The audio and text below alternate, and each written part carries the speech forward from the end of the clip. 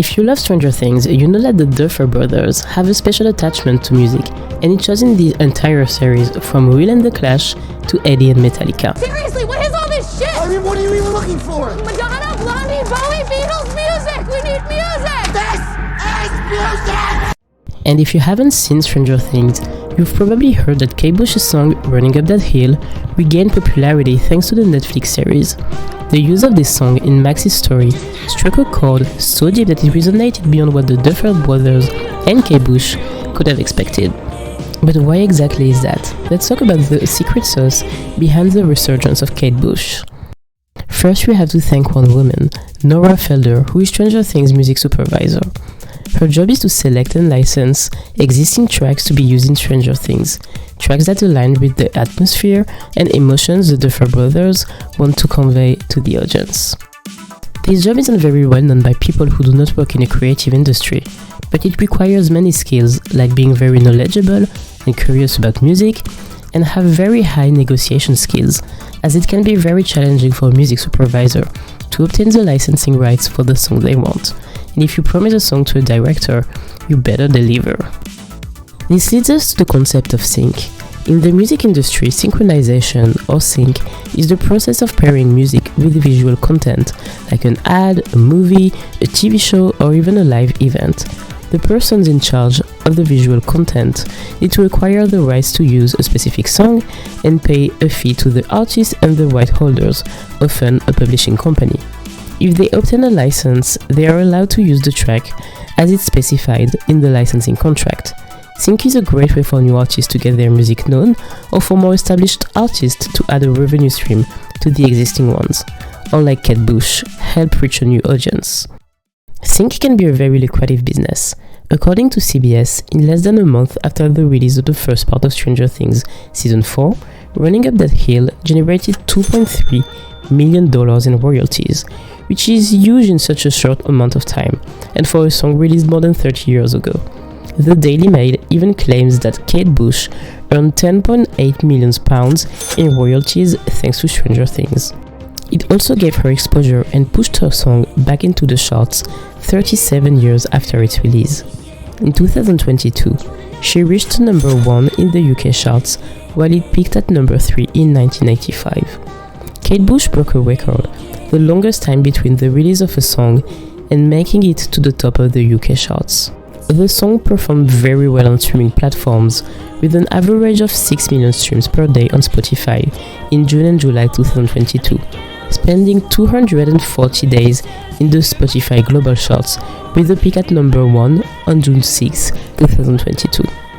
In the summer of 2023, Running Up That Hill reached 1 billion streams on Spotify and is now at more than 1.5 billion, which just shows you the tremendous impact the show had on the song. The song was also number 6 in the TikTok Top Songs of 2022. Kate Bush made sure to approve every single use of the song in the show. Nora provided her scene descriptions and as much context as possible for the use of the song in order to convince her. But it's also probably helped that Kate Bush was very fond of the Netflix original series. But to understand the success of the song further, let's rewind to the summer of 1985. The British singer and songwriter Kate Bush is about to release her 6th studio album, Hounds of Love, led by the single Running Up That Hill, A Deal with God. She is known for her bold visuals, conceptual dances, and music videos, and her unique voice. She recently moved out of London to the English countryside and recorded the entire album in her private studio, away from the noise of the big city. Inspired by this new environment, Running Up That Hill is the first song that she works on, and it's inspired her creative process for the rest of the album. Obviously, the song was popular way before Stranger Things even existed. As mentioned before, it reached the top of the UK charts in 1995. It was covered by bands like Placebo and Chromatics. But Stranger Things gave it a second life, almost like a rebirth, allowing younger generations to discover the song, but also Kate Bush as an artist. To record Running Up That Hill, Kate Bush and her team used 80s instruments like the Fairlight CMI and the Linn drum, which are specific to this decade. But still, when the song came out, it sounded so new, so different than anything else that was out there. Actually, it's hard to place this song into a specific genre. pop, synth pop, alternative, new wave, or maybe just timelessly iconic. Running Up That Hill is a vibrant song with many unexpected turns and lots of intensity. That was the first song I wrote when we moved to the country. I think it was perhaps an expression of freedom from the things that I'd felt before. But it's very much about love and the power of love and the frustration of misunderstanding within relationships. And that if a man could become a woman and a woman a man within their relationship, that perhaps they'd understand a bit more about each other. Ooh, I just got the chills. So the song primary meaning is about understanding each other, which is a very difficult quest, and this is exactly what Max's story is about, even if the context is different.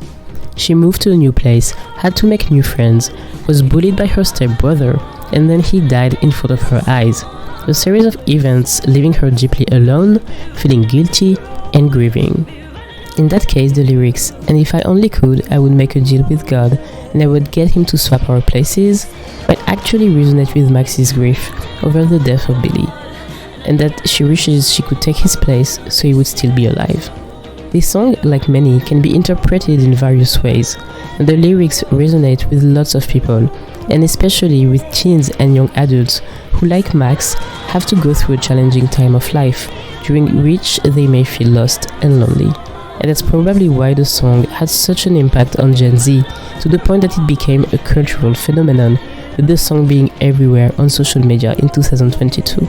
But what truly makes this song so special in Stranger Things is that it fits the narrative throughout season 4, and it's even referenced to as Max's song.